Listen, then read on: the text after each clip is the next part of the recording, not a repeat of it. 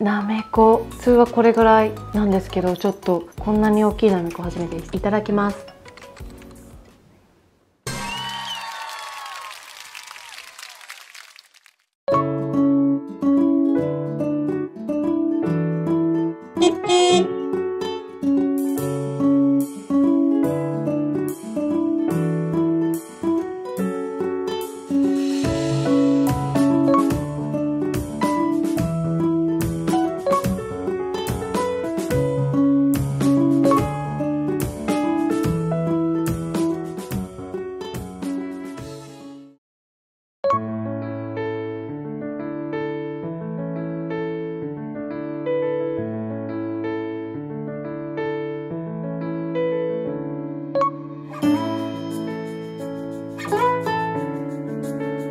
お店のこだわりをお伺いしたいんですけど。そうですね、店内は昭和初期からのものなので、なるべくその雰囲気をお客さんに味わっていただけるような店内を作っております。景色とね、雰囲気をいつまでもお客さんにゆったり安らいでいただけるような雰囲気でお客さんをお出迎えしたいっていうことを心がけてます。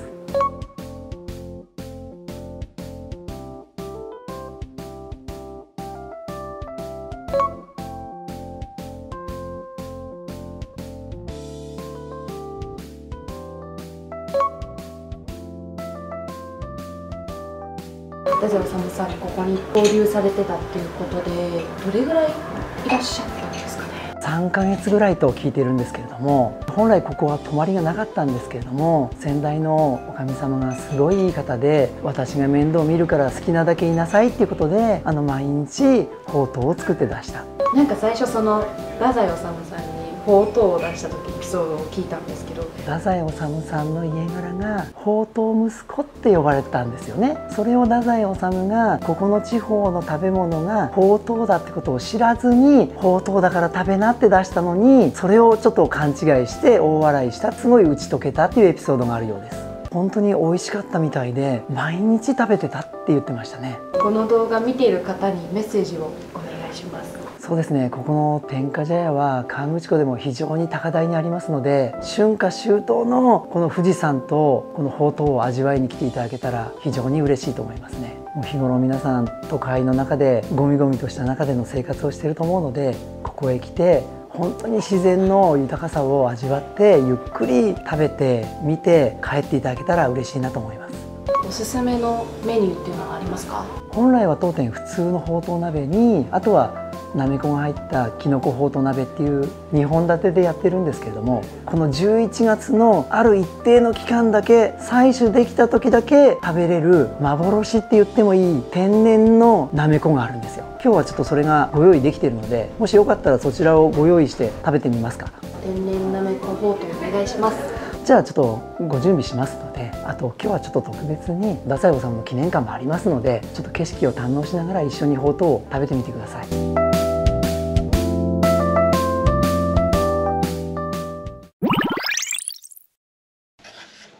わあ、すご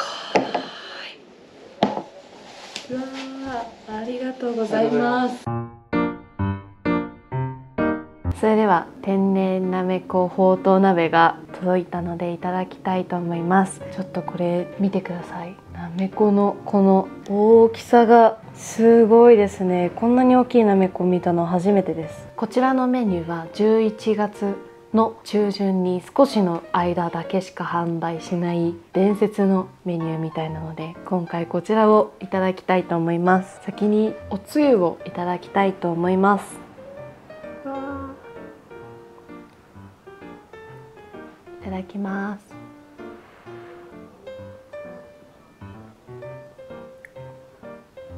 なめこと野菜の味を生かした優しいおつゆになっています。よくほうとうってこうドロドロのスープが皆さん印象的かもしれないんですけど、サラサラのおつゆです。じゃあ続いて麺をいただきたいと思います。麺がこちらは自家製麺っていうことなので、どんなお味なのか楽しみです。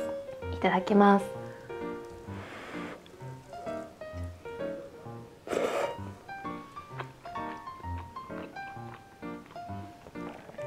もちもちしてます。こちらの麺はお店の自家製麺っていうことで、一口サイズというか短い麺なんですけど、幅が広いので食べ応えがあって、あとはもちもちしていて、吉田のうどんとかよりかは柔らかい食感なので、ほうとうならではの麺の食感や味がします。こちらの大きいなめこ、普通はこれぐらいなんですけど、ちょっとこんなに大きいなめこ初めてです。いただきます。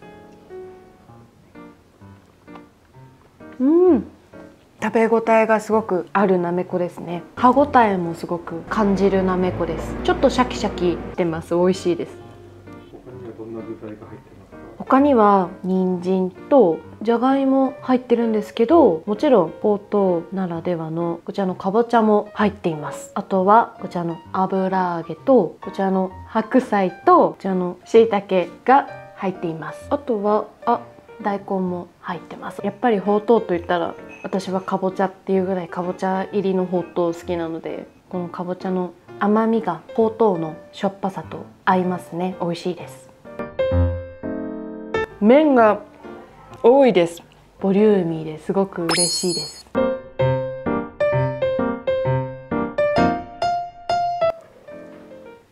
ごちそうさまでした。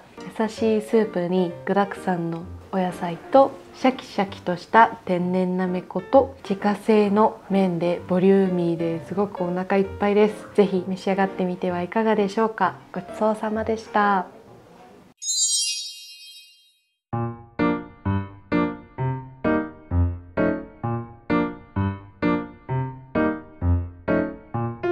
じゃあ続いてこちらの自家製の甘酒と木の実味噌田楽をいただきたいと思います。こちらの田楽は富士山の形をイメージして作られた形だそうです。てっぺんからいただきますね。いただきます。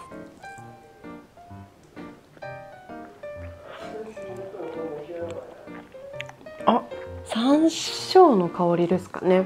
結構香りが強いんですけど、木の実味噌すごく口の中で広がって美味しい味噌です。木の実も入ってるんですけど、コリッとした食感で田楽の柔らかい食感のアクセントになって美味しいです。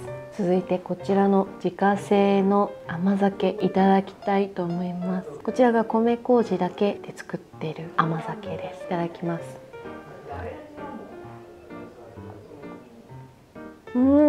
甘くて美味しいです。これ麹の甘みがすごく口の中で広がる甘酒です。お酒っぽさがあまり感じない甘酒になっています。甘酒がちょっと苦手な人でもぐいぐい飲んでしまうような味になっています。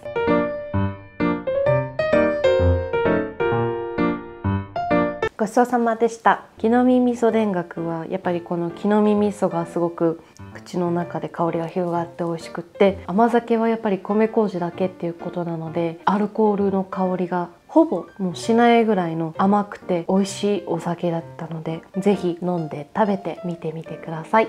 ごちそうさまでした。